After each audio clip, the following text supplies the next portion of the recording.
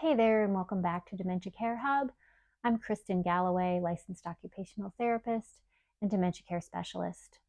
So, I've had several questions recently about how to motivate or assist your loved one with dementia to eat. So, this is a pretty common issue in individuals with dementia, kind of a loss of um, motivation to eat, a kind of an apathy develops about eating. It also happens with a lot of other older adults. There are several changes that occur just generally with aging, but particularly with dementia that can contribute to this phenomenon. It can be super frustrating, especially if they're having unwanted weight loss. So today I'm going to discuss several tips that might help you get them to eat. So here we go. Let's dive right in. Number one, like everything else that all the other challenges that we deal with as caregivers, we kind of have to put on our detective cap, right, and try to figure out what it is that's going on.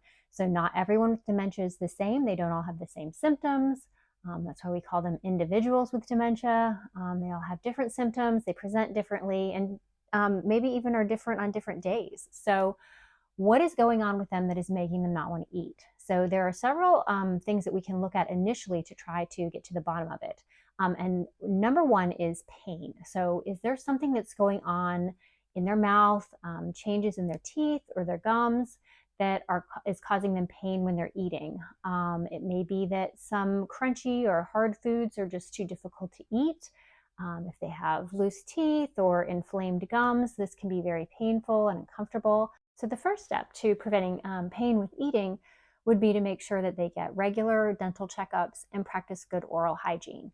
And I know that can be a challenge as well, so I'll make a separate video about oral hygiene and mouth care because that's kind of a whole other ballgame that can be a real challenge for some individuals with dementia.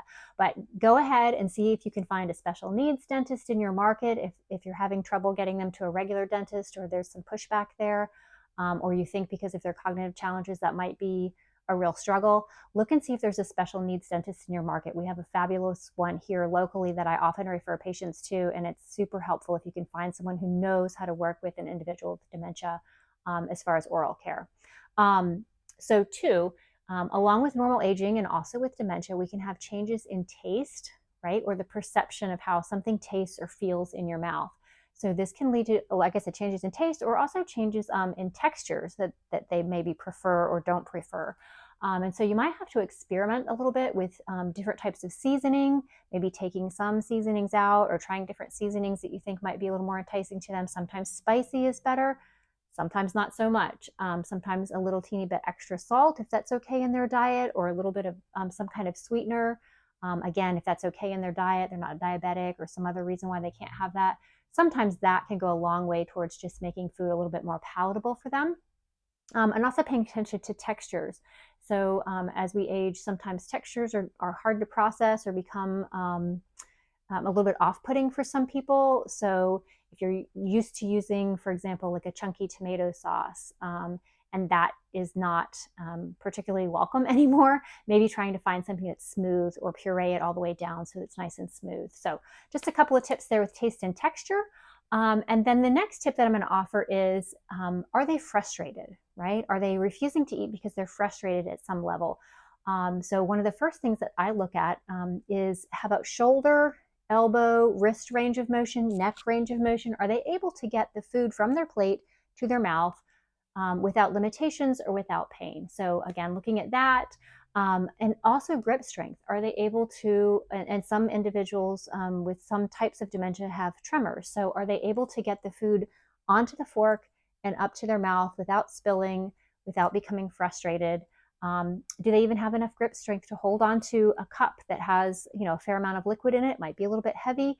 So we need to look at these things as far as just the mechanics of getting the food into their mouth. And are we presenting a situation that's frustrating for them and is a little bit too overwhelming and they just give up? How can we make it easier for them to eat? Another suggestion is to serve smaller, more frequent meals. So we have to look at the fatigue factor with someone with dementia. And I have a whole separate video on helping someone to do daily activities when they're constantly fatigued, and I can link that below in the description of this video. But we do want to look at fatigue and make sure that we're not serving this, big meal that they have to sit up and participate in for, 45 minutes or an hour, that could just be too overwhelming for them. So oftentimes, and also just digesting a big meal can be fatiguing, right? It's a lot of work on our body. And so sometimes breaking a meal up into smaller, 6 small meals a day or little snacks throughout the day might be a great way to facilitate managing fatigue. Let's see, the next suggestion I have is to make it social. In most cultures, eating is a very social activity. So are we asking the person with dementia to eat by themselves most of the time? So that might kind of be a turnoff to them, right? They're used to sitting at a table, with the whole family, having a conversation, having this kind of buzz and energy going on at the mealtime, which makes it really enjoyable. And just sitting there and eating by yourself isn't so fun or enjoyable. And so maybe we need to try to find ways to put pleasure and enjoyment back into the meal. Is it possible for you to make time to sit down with them and enjoy the meal or snack with them? Can you have a conversation with them while they're trying to eat without distracting, obviously? Are you able to video chat them perhaps while they're eating? Just having that connection with someone in family, someone that they're familiar with, might be a great motivation to spur them on to eat more. And this one is kind of maybe goes without saying, but maybe not. Make sure that you're serving food that or offering food that they enjoy. So of course we know it's important for them to have as much of a balanced and nutritious diet as possible, but sometimes it's just about getting calories in. And so making sure that you're offering foods that they really enjoy.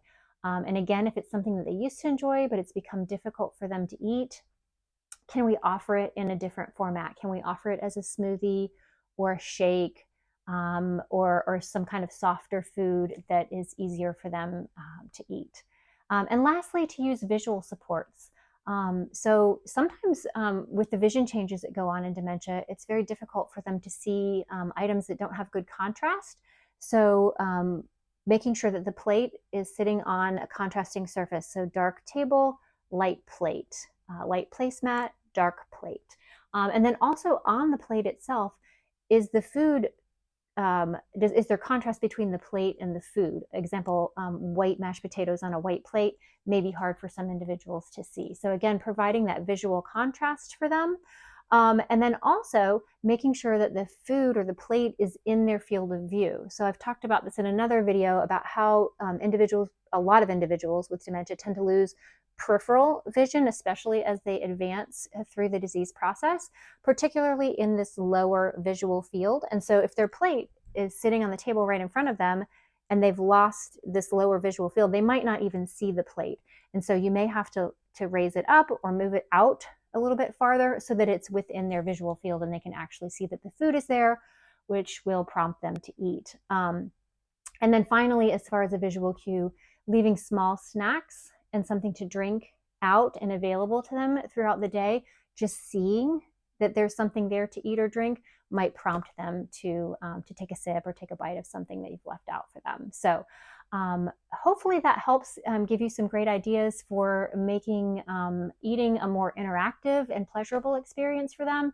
And hopefully that will facilitate better participation with eating. So let me know if you have any questions. I always love to hear from all of you. Thanks so much. Give me a thumbs up if you enjoyed this video, and don't forget to subscribe to the channel. See you next time.